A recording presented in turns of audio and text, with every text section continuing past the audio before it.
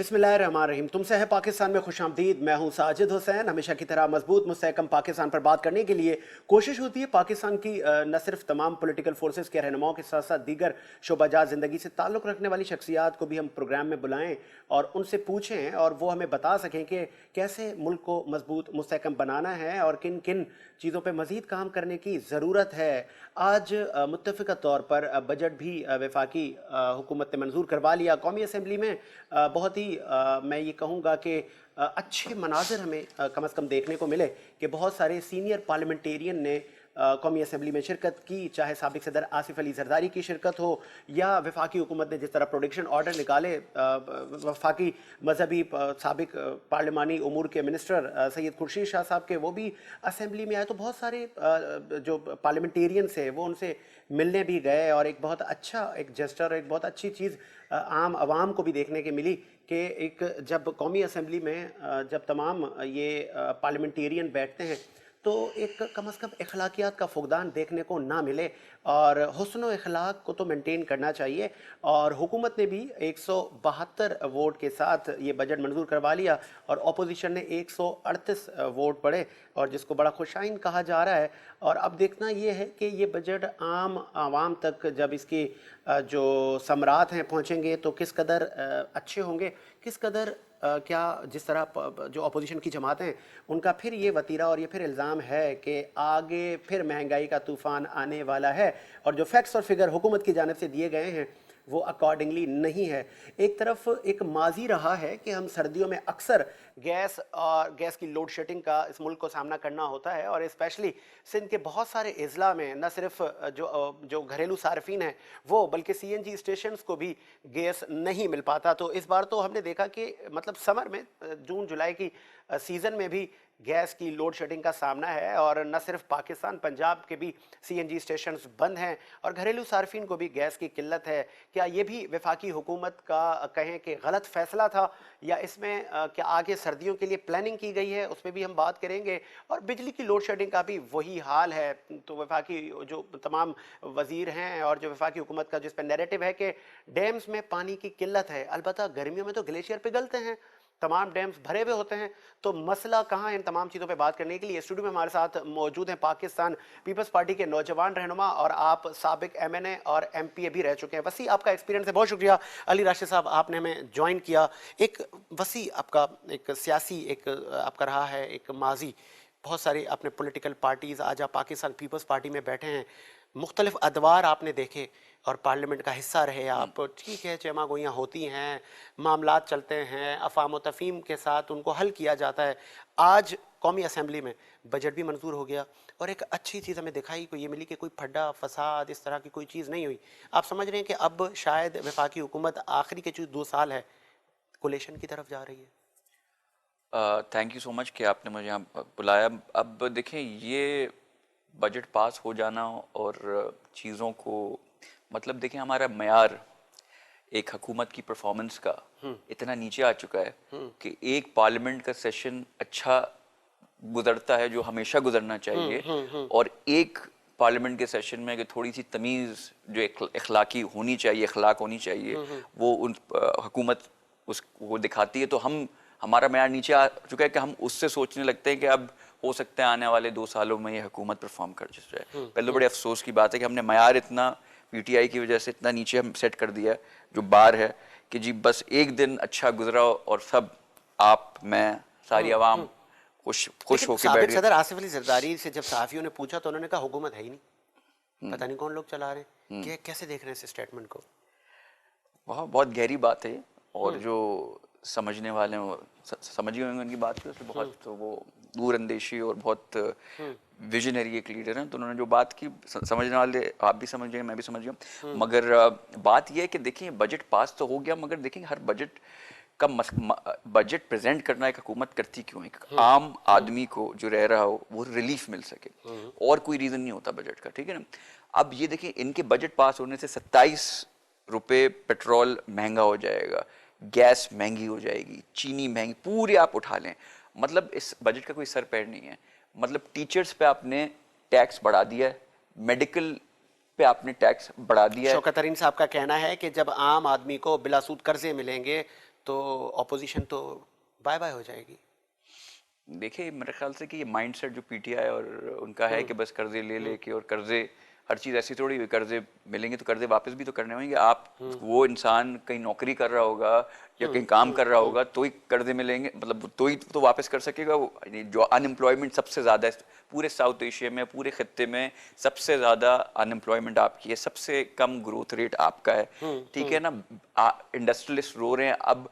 Load shedding जिंदगी में हमने कभी नहीं सुना था कि गैस की लोड शेडिंग समर्स में होती है, कि गर्मियों में गैस की, मतलब ठीक है विंटर्स में यूसेज ज्यादा होती है, इनपुट। भाई आपने किया क्या है? कोई पाइप नहीं डाले, टर्मिनल बनाए, कुछ कुछ कुछ किया ही नहीं ना आपने। इस चीज को उल्टा आपने आके चीजों को बिगाड़ दिया है। महंगी गैस सब चीजें आप सप्लाई ले रहे हैं, हर चीज आपके कॉन्ट्रैक्ट्स महंगे हुए हैं, उसके प्राइसेस दिन ब दिन इट्स गोइंग अप। तो अब मुझे तो आने वाली बस खुशाइन चीज़ यही है कि 3 साल कट चुके हैं और 2 बस बाकी रह गए हैं। जैसे बाकी आवाम ने बर्दाश्त किया 3 साल, इनको 2 साल और कर लें, इंशाल्लाह फिर अच्छा, अच्छा जब वक्त आएगा। ये जब गैस महंगी खरीदने के इल्ज़ाम वफाकी हुकूमत पर जिस तरह आप लगा रहे हैं, इसी तरह साबिक वज़ीर ख़जाना मिफ्ता इस्माइल साहब ने भी लगाया कि आप पॉलिसी मेकर नहीं हैं। हाँ मतलब जहां भारत सस्ती गैस खरीद रहा था वहां आपने महंगे कॉन्ट्रैक्ट साइन किए, और जितने भी प्लांट हैं उनकी रिन्यूएशन भी नहीं की आपने। बिल्कुल, तो टर्मिनल भी तो नहीं बनाया वाई, नए। मतलब क्यों, why they are not serious? तो आपको नहीं लग रहा कि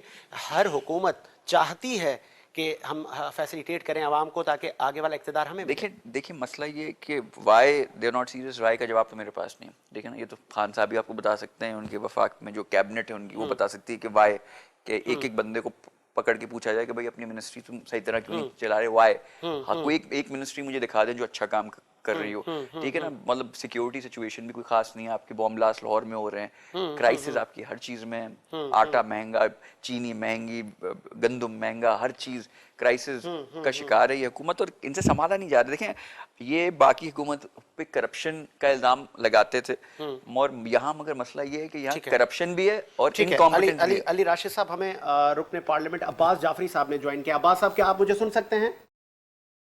जी हाँ, मैं सुन सकता हूँ। बहुत शुक्रिया टाइम देने के लिए। अब्बास जाफरी साहब, आपने देखा होगा आज भी सिंध असेंबली में एक ऐसी कैफियत देखी गई कि रुकने पार्लियामेंट वहाँ पर गेट पे चढ़ते रहे और पुलिस उनको रोकती रही, और स्पीकर साहब ने कुछ रुकने पार्लियामेंट के ऑर्डर निकाले थे कि जिन्होंने इससे कबल जो एक अलामती जनाजा निकाला था तो वो ना आ सके। लेकिन फिर भी हमने देखा कि ये क्यों ऐसे मामलात हो रहे हैं, और अगर एक असेंबली का जो एक वकार है, जो एक रिस्पेक्ट है, उसको तो कम से कम मद्देनज़र रखा जाए। हलीम साहब का कहना है कि असेंबली हमारी है लेकिन यहाँ पे जागीरदाराना निज़ाम है, तो कानून तो सबके लिए एक होना चाहिए।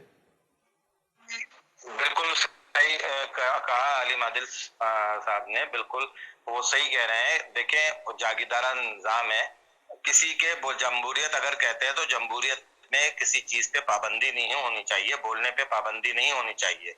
और जो जो चीज हुई उसके बाद जो अमल हुआ वो भी गलत था कि रुकने पार्लियामेंट को, रुकने असेंबली को असेंबली के अंदर नहीं आने दिया गया। ये एक बहुत गलत अमल है। अगर किसी पे बैंड लगाया जाता है, किसी को मुअत्तल किया जाता है, वो असेंबली में तो आ सकता है, वो हाउस में नहीं आ सकता। तो असेंबली के अंदर किसी के ऊपर, किसी एमपी के ऊपर इस तरह से पाबंदी लगाना बहुत गलत है। जिस तरह से गेट बंद किए गए, पीटीआई क्या, हमारे एमक्यूएम के भी बहुत सारे जो एमपी थे वो अंदर नहीं आ सके, उन्होंने गेट बंद किए हुए थे।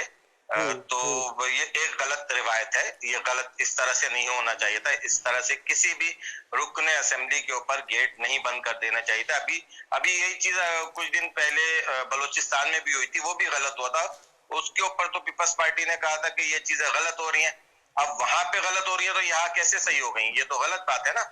चले पॉलिसी एक तरह की होनी चाहिए। अब्बास साहब, ठीक है, अगर हुकूमत की जानिब से एक जिसे कहें कि एक गैर जमहूरी अगर रवायत का मुजाहरा किया गया, लेकिन आप जो पार्लियामेंटेरियन हैं, आपकी तरफ से आपको नहीं लगता कि इस लेवल तक न जाना चाहिए था कि पुलिस से भी वहां गुत्थम देखे, बात यह कि यहाँ तक पहुंचे क्यों?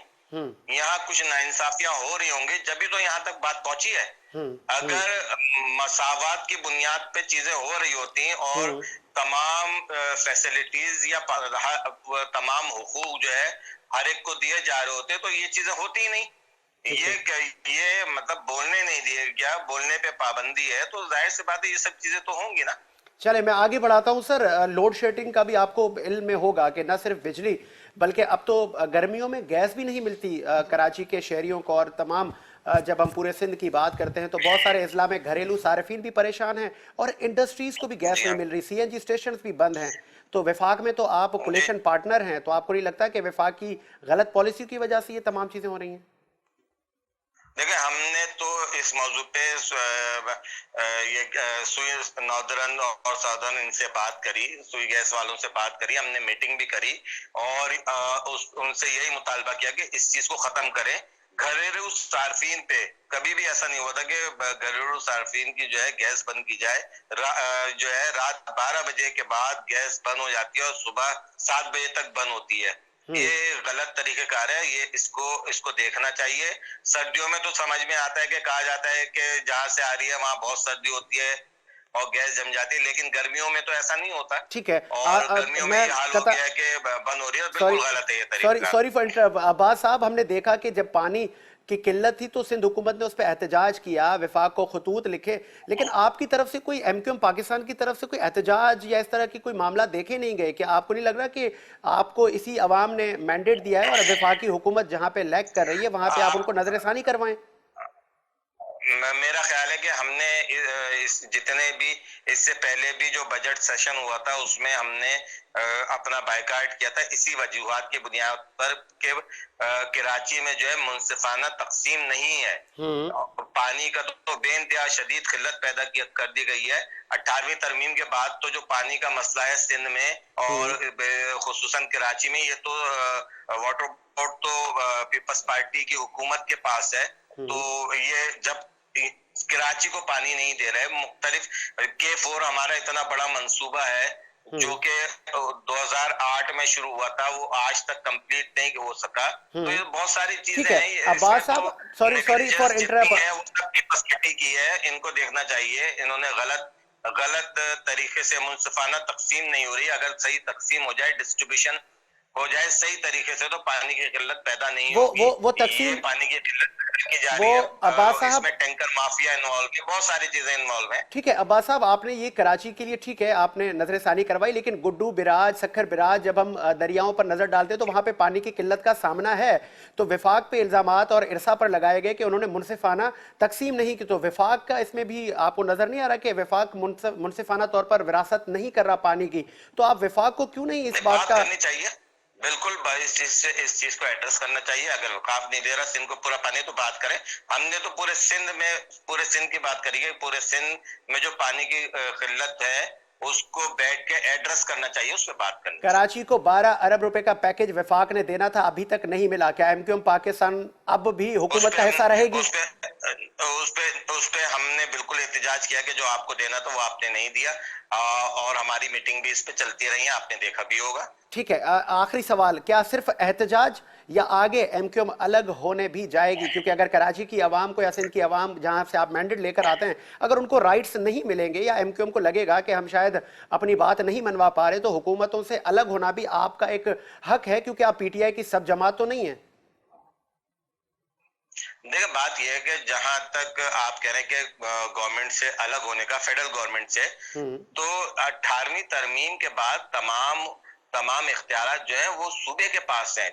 फेडरल के पास बिल्कुल होंगे, लेकिन जो सूबे के पास है। और आपने जो कहा कि जो उन्होंने वादा किया था पीटीआई गवर्नमेंट ने, वो पूरा नहीं किया, तो देखें ये एक पॉलिसी मैटर है। ये इसका जो है सारा सब कुछ करना हमारी राब्ता कमेटी का काम है, उसका फैसला होगा इंशाल्लाह। जो वो फैसला करेंगे इस पे सब अमल होगा। ठीक है, बहुत शुक्रिया अब्बास जाफरी साहब वक्त देने के लिए। अली राशिद साहब, आपने सुना कि मतलब एहतजाज, कोई भी पॉलिटिकल पार्टी एहतजाज, हमने कोलिशन इससे कबल भी देखे हैं, लेकिन कोलिशन ज़्यादा इम्पॉर्टेंट है? या अगर आपको लग रहा है कि आपकी आवाम को आप बेनिफिट नहीं दे पा रहे, तो आप हुकूमतों से अलग भी हो सकते हैं, अपनी आवाम को जाके बता सकते हैं कि देखें जी आपके लिए हम नहीं ला सके, तो आज हम उस हुकूमत का हिस्सा नहीं है। हाँ देखिए, बिल्कुल ठीक कह रहे हैं हम। आई थिंक सिर्फ प्रोटेस्ट करने से या अच्छा, और एक मसला नहीं है ना, इनके इश्यूज काफ़ी अरसे से चल रहे हैं और काफ़ी टाइम से जो ये हैं इनके जितने भी प्रोमिसेस कराची के हवाले से एमक्यूएम को किए गए वो पूरे नहीं किए। और प्रोमिसेस देखें कर कौन रहा है, पीटीआई जिसका मैंडेट कराची में एमक्यूएम से ज्यादा है, और प्रॉमिस किससे कर रहे हैं, एमक्यूएम जिसका सेकंड सबसे ज्यादा लार्ज है।